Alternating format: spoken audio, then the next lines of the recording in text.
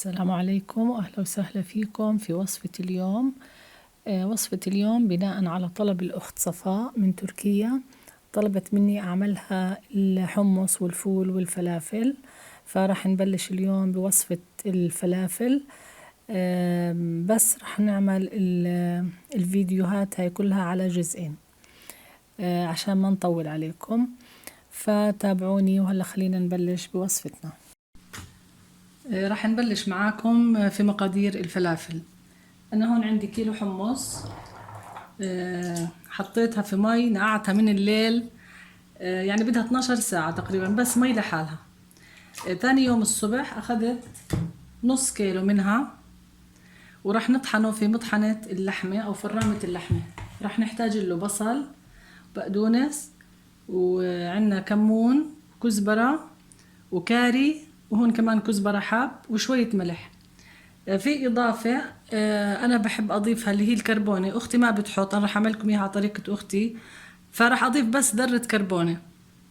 وهلا خلينا نشوف كيف رح نعملها. هلا رح أشيل هاي المكونات، رح نضيفها لما نطحن الحمص. رح أشيلها على جنب، واللي حنحتاج له بس الحمص والبصل وهون بقدونس. هون عندي نص ضمة، وهون حبة متوسطة، وزي ما حكينا نص كيلو من الحمص.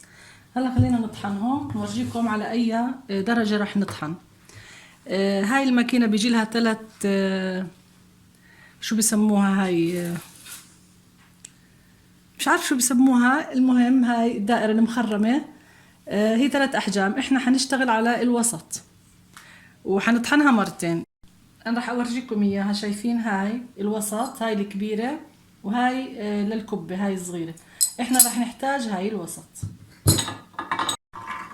هلا راح نبلش نطحن.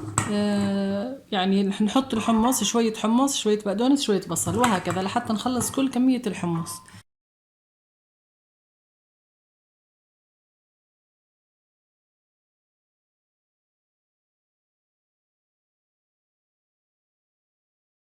هلا احنا خلصناهم الدور الاول. هلا راح نعملهم نطحنهم مرة تانية على نفس اللي ورجيتكم اياها المتوسطة.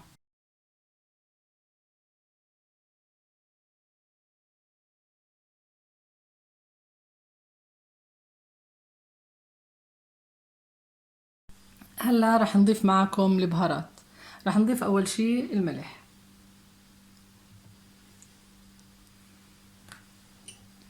هون كمية الملح طبعا حسب رغبتكم. هون للنص كيلو احنا حطينا يعني اقل من ملعقة صغيرة بشوي، حسب ما انتو بتحبوا. والكمون،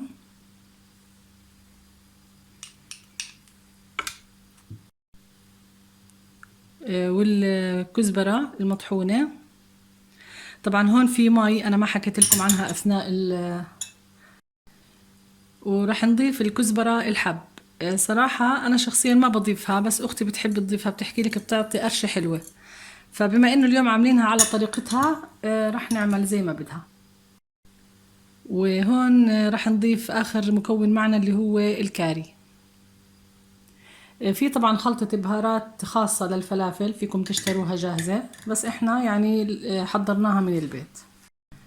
هلا هون في عنا ذرة كربونة او بيكربونات الصوديوم.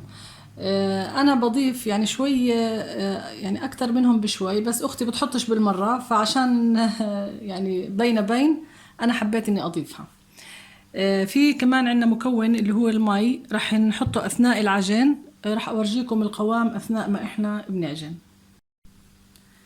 هلا رح ندمج كل المكونات مع بعض، وزي ما حكينا رح نحط المي بالتدريج لحتى تصير العجينة نوعا ما يعني لينة، بحيث لما نكورها ما تفرط معنا. هلا رح نورجيكم بالتفصيل. طبعا زي ما حكينا الملح بامكانكم حسب ما بتحبوا انتو، شوفوا الطعم. الكزبرة الناشفة برضو زي ما حكينا اختياري. انا اول مرة بدي اشوف صراحة كيف طعمها فيه. الكربونة برضو فيكم تحطوا، فيكم تستغنوا عنها، بس لما بتحطوها بيعطي نفخة للحبة الفلافل. يلا هلا رح نضيف مي، وبالتدريج طبعا شوي شوي، ونشوف كيف راح يكون قوام العجينة معنا. طبعا زي ما حكينا كمية المي يعني مش كتير، انتبهوا ما بدنا اياه يصير لين جدا زي ما انتم شايفين بالفيديو. يعني تقريبا ضفنا من 3 ل 5 ملاعق مي بس. هلا رح نورجيكم يعني قوامه، شايفين؟ يعني يكون في ليونة اشي بسيط بهذا الشكل.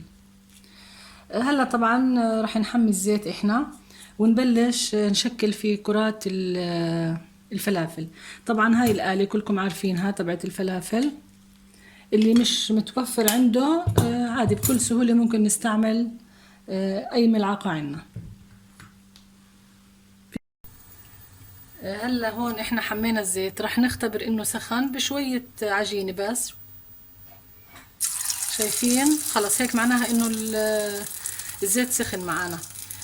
هون في عنا شوية مي رح نستعملها او نحتاجها لما هاي تلزق معانا، بس هيك مجرد نغطها غطة بسيطة وخلص. هلا رح تشوفوا معنا اثناء الفيديو. هاي زي ما انتم شايفين معنا احنا طبعا حمينا الزيت زي ما حكينا. بس بكون شوي عالي، بس نبلش نحط بالفلافل رح نخليه وسط، وبنعبي المكبس زي ما انتم شايفين وبنحطه بالزيت. لو شفنا الحشوة مش راضية تنزل معنا، بس زي ما ورجيناكم بنحطه بشوية مي وخلص بمشي الحال. وكمان يفضل انه ما نعبي كتير بالمقلة يعني عشان ما يبرد معنا الزيت. والزيت طبعا اكيد حيكون غزير زي ما انتم شايفين، يعني مغمور حبات الفلافل مغمورة بالزيت.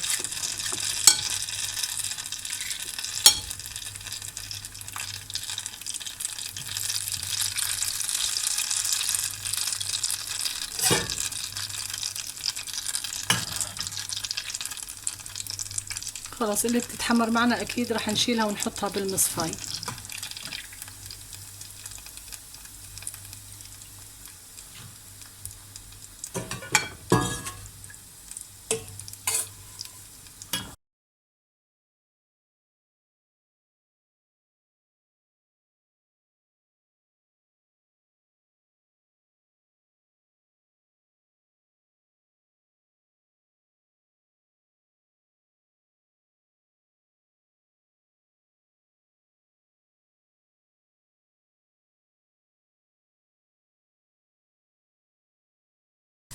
هلا للي ما عنده المكبس رح نعمل معاكم بالملعقة.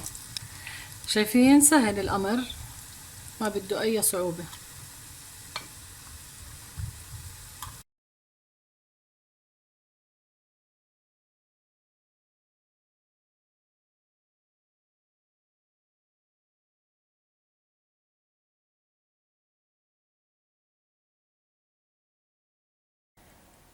طبعا فيكم تطحنوا كمية يعني كبيرة من الحمص وتفرزوها بأكياس بهذا الشكل. بس بدكم بتطلعوا جزء وبفك من الثلج وبتسخنوا زيت وبتحمروا زي ما احنا عملنا بالضبط. انا هون هاي الدفعة بعد ما فرزتها بعد كم يوم طلعتها وحمرتها ولا في فرق، يعني كله طيب.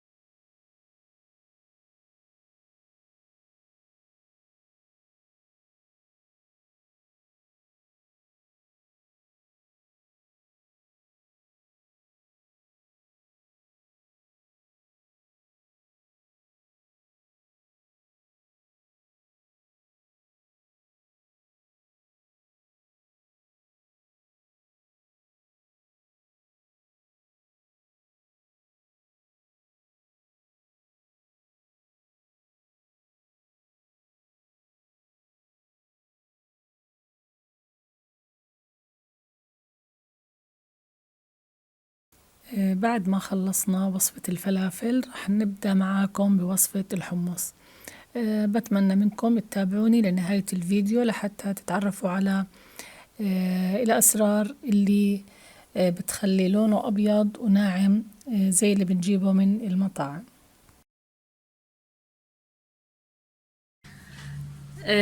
زي ما شفتوا احنا طبخناهم بالضغط، شايفين أخذت تقريبا نص ساعة، انتوا حسب نوع طنجرتكم، ولو ما عندكم ضغط ممكن تخلوهم بطنجرة عادية بدهم تقريبا ممكن ساعة، ساعة وربع، ساعة ونص، بس راح تحطوا في هالحالة كربونة. طبعا أنا عشان ضغط ما حطيت، فتركتهم لحتى هيك بس بردوا شوي. راح اخد الكمية واحطها بالفريزر، واخد شوي من المي كمان لاني راح استعملها في الطحن. انا بدي الهدف انه اجمد الحمص هو وميته. انا راح اخلي شوي عشان نزين فيهم الصحن. راح اخد من المي واديرها هون. هاي الكمية كلها راح احطها بالفريزر بس تجمد. نرجع ان شاء الله لحتى نطحنهم.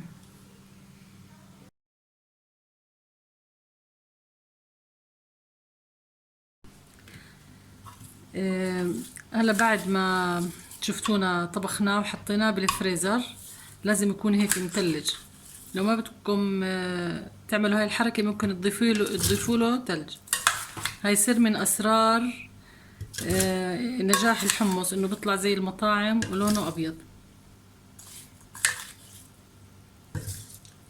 راح احط شوي، راح نضيف له طحينية وملح.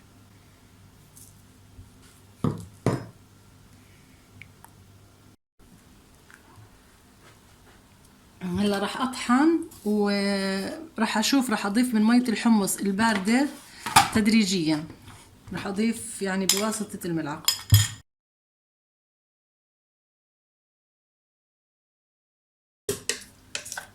اتوقع ما راح نضيف مي هلا، مع الليمون راح يزبط معنا الوضع، بس خليني اطحنه مزبوط بعدين راح نضيف الليمون.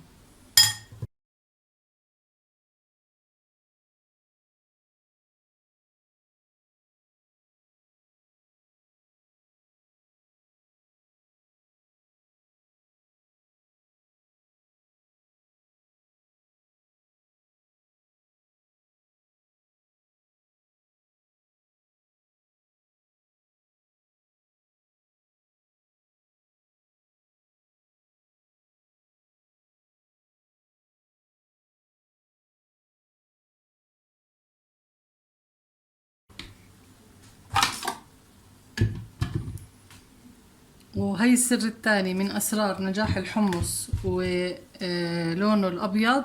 زي ما شفتوا انا ما حطيت الليمون على طول، بس انطحن معي صرت اضيف في الليمون. شايفين اللون؟ هلا هيك خلص صار عندنا جاهز. طبعا هاي بعد ما طحنا زي ما حكينا، هاي المي ما راح اكبها، راح ارجعه هون واحطه بعلبة، وكل ما بدي او احطه بعلبة بالفريزر، كل ما بدي بطلع الجزء اللي بدي اياه وراح نعمل نفس الطريقة. هاي طبعا برضو نفس الاشي، راح نحطها بعلبة ونخليها بالثلاجة، يعني ممكن يعني تضل عنا يومين ثلاث ما بصير لها اشي.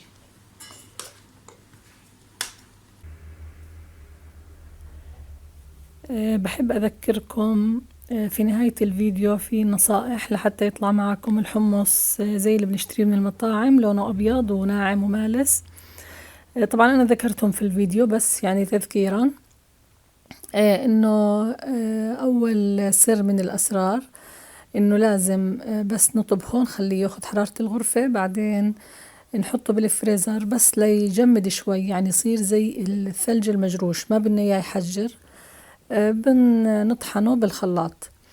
السر الثاني انه ان الليمون ما نضيفه مباشرة اثناء الخلط، يعني مباشرة مع الطحينة والملح.